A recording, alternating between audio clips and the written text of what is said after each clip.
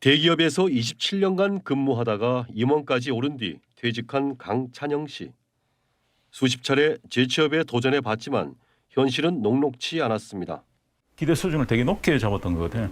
이 정도 경력이니까 어느 정도 레벨의 보수를 항상 생각하다 보니까 냉혹한 현실을 받아들일 때까지 시행착오를 거듭한 시간이 2년. 완전히 내려놨죠. 예. 내려놨고 그다음에 이제 자동차도 지금 대중교통으로 그냥 제가 생활 패턴을 완전히 만들어 버렸어요. 아, 차도 그런 거 예, 처분해 버렸어요. 제가 37평 아파트에서 이 16평짜리 여기로 왔잖아요. 한 4개월 동안 중고나라에 그 물건을 팔았어요. 어렵사리 찾아낸 일자리는 택배 회사에서 분류 작업을 하는 일입니다. 10분의 1로 줄어든 월급을 받고 있지만 당분간 이 일을 계속해야 한다고 말합니다. 일단 최소한 국민연금 나올 때까지는 뭐 해야 안 되겠나 그런 생각을 가지고 퇴직 후 소득과 관계 단절을 겪으면서 한동안 우울감에 시달렸다는 손호경 씨. 은퇴하는 순간에요. 모든 전화번호는 다 끊깁니다. 그냥 애들 얼굴 보기도 힘들고 집에 앉아있기도 뭐하고 진짜 그렇더라고요. 일자리를 알아봤지만 지속적으로 할 만한 일을 찾지 못해 결국 퇴직금을 털어 빨래방을 차렸습니다. 고민 하다가 어디서 오케이가 됐냐면은 그래 이 돈이 없어도 우리가 망해서 이 돈이 없어도 죽지는 않는다. 그래서 용기를 내서 시작하게 된 거예요. 아파트 관리 소장으로 일하는 김태학 씨입니다. 5년 전 은퇴 후 블루베리 농장을 시작했지만 한 달 수입이 100만 원에 그쳐 원래 하던 일을 병행해야 했습니다. 오랜 기간 준비한 기농이지만 언제까지 투잡을 뛰어야 할지 모르는 상황입니다. 오래 근무를 하면 좋을 것 같은데 그것도 이제 제 희망사항일 것 같고 부득이하게 그만두면 이제 여기 농촌에서 또 소득원을 찾아야 되지 않냐. 코로나19로 올해 실업급여를 받은 50세 이상은 지난해와 비교해 40%가량 늘어났습니다. 그런데 노후 준비가 된 퇴직자는 10명 중 1명에 불과합니다. 당장 생활비 마련에 어려움을 좀 겪고 있다라고 생각하시는 분들이 60.5%, 10명 중에 6명이 생활비가 마련하는데 조금 어려움이 있다라고 대답을 하셨고요. 은퇴 후 재취업 성공률은 절반에도 못 미치고 재취업해도 70%는 2년을 못 채우는 현실. 최근 한 대학에서 은퇴한 베이비 부머들의 소득 상태를 조사한 결과 소득 하위층이 절반을 넘어섰습니다. 전문가들은 퇴직 후에도 삶을 온전히 개인이 책임져야 하는 게 우리나라 현실이라며 이젠 정부가 적극적으로 퇴직자를 도와야 한다고 강조합니다. 지금 저출산 고령화 시대 인구구조 변화에 있어서 정부의 역할과 책임이 과거보다 훨씬 더 커졌다고 여겨집니다. 과거보다 훨씬 더 좀 적극적인 방식으로 국가가 일자리 퇴직 후의 삶에 대한 그런 어떤 책무를 가지고 그런 역할들을 수행해 나가야 될 그런 시기이지 않나. SBS 박흥로입니다. OECD 국가 중에 우리나라 노인들의 그 경제활동률이 가장 높아요. 그러니까 경제활동이 높으면 사실은 소득이 높아야 되잖아요. 근데 노인의 빈곤율도 가장 높아요. 어르신들 일을 한다고 해도 아주 단순 직종의 일에만 투입되고 있다는 거죠. 70을 넘으니까 일할 자리가 없었어요.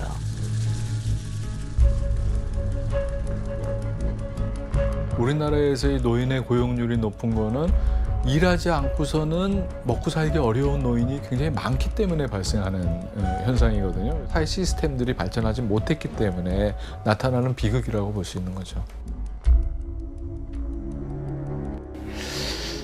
우리 세대는 젊어서 일을 너무 심하게 했거든요. 그런데 나이 먹어서도 또 일해야 된다는 거. 그래야 일만 하다 가는 것 같은 생각도 들죠.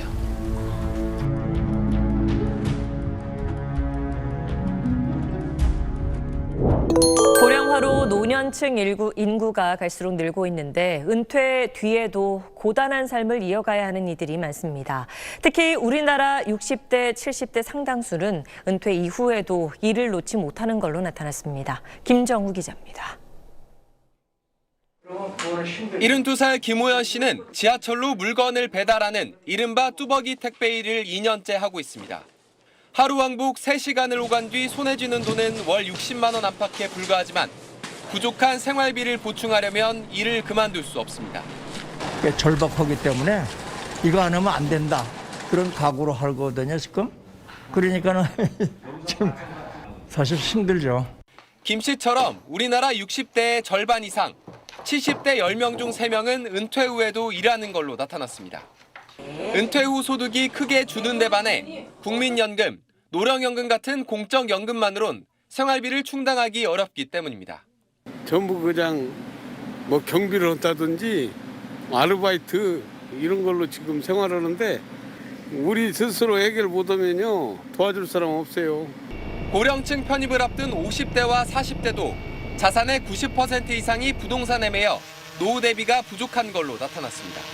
보험개발원 조사에선 은퇴 뒤에도 자녀 교육비와 결혼비 등에 1억 7천만 원이 들 것으로 예상됐는데 기대할 수 있는 퇴직급여는 평균 1억 원이 채 안 됐습니다. 좀 더 일할 수 있는 그런 분위기들을 조성해서 생계가 가능할 수 있도록 해주는 게 필요한 거죠. 연금과 일을 해서 생계가 가능한 그런 시스템을. 고령자를 채용하는 업체에 인센티브를 줘 고용을 독려하고 기초연금 급여를 높이는 것도 노인의 빈곤층 추락을 막는 방법입니다. SBS 김정우입니다. 올 2분기 취업시장에서 60세 이상 취업자가 20대보다 더 많았던 것으로 조사됐습니다. 청년은 취업난으로 일자리를 못 찾는 반면에 노후 준비가 덜 된 노년층은 질 낮은 일자리도 마다하지 않은 결과로 풀이됩니다. 김범주 기자입니다. 통계청 집계 결과 올해 4월부터 6월 사이에 취업을 한 60세 이상 인구가 20대 취업자 수를 앞지른 것으로 나타났습니다. 2분기 60세 이상 취업자는 398만 2천 명으로 20대 취업자 378만 6천 명보다 20만 명 가까이 많았습니다. 우선 60세 이상 인구가 20대보다 더 많이 늘고 있다는 점이 이유로 꼽힙니다. 2분기 60세 이상 인구는 980만 명으로 1년 사이에 47만 명 늘었지만 20대 인구는 642만 명으로 5만 명 정도 느는 데 그쳤습니다.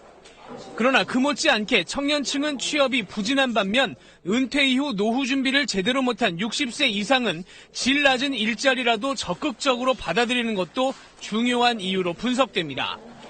올해 3월 기준 60세 이상 비정규직은 1년 전보다 14만 7천 명, 12% 늘어서 2%대 증가에 그친 20대를 앞섰습니다. 반대로 전경련 조사 결과 30대 그룹 중 16개 그룹이 작년보다 청년층 신규 채용을 줄일 계획이라고 답해서 고령층과 청년층의 취업자 수 격차는 한동안 유지될 전망입니다. SBS 김범주입니다. 우리 아버지들 젊었을 때 가족들 위해서 힘들게 일하지만 정작 은퇴하면 집안에선 외로운 처지가 되죠. 그렇다면 은퇴한 아버지가 진정한 가족들의 일원이 되려면 어떻게 해야 되는 걸까요? 위기의 아버지 연속기획 마지막 순서 최호원 기자입니다. 33년 동안 경찰에서 근무하다 4년 전 경찰서장으로 퇴직한 신상채 씨. 아버지 역할이 필요한 시기에 늘 일이 먼저였습니다. 명절 같은 휴일에는 어김없이 비상근무 명령이 떨어졌습니다. 어린이날이라든가 뭐 가족이 모여야 할 때 아빠는 없었죠. 많이 떨어져 살아서 그게 아쉬운 거의 반은 떨어져 살았죠. 이제는 아들, 딸에게 주지 못한 정을 손자, 손녀들에게 쏟고 있습니다. 육아 일기까지 쓰며 부족했던 가족과의 대화를 늘리려고 노력합니다. 아들, 딸한테 못했던 그 사랑을 듬뿍 쏟아주고 싶어요. 애들이 그 똥을 쌀 때도 이쁘거든요.